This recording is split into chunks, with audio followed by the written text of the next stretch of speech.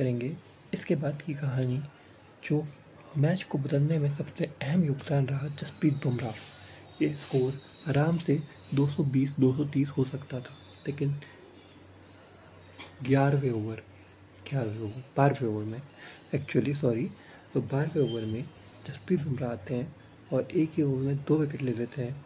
Last में edges के चौके लग गए, छक्के लग गए, दैट इज़ ऑल टुगेदर, लेकिन बुमराह वो मैच भी वहाँ पे इंडिया को 220 से 195 पर लाके खड़ा कर देते हैं। तो ये कहानी रही जसप्रीत बुमराह की। जसप्रीत बुमराह इंडिया के द ग्रेटेस्ट मैच विनर है, चाहे कोई भी हो जाए। इस टूर्नामेंट में भी उनका लोग कह रहे हैं टूर्नामेंट अच्छा नहीं जा रहा। सिर्फ 6.30 की इकोनॉमी और 9 विकेटें अभी भी ले चुके हैं जसप्रीत बुमराह।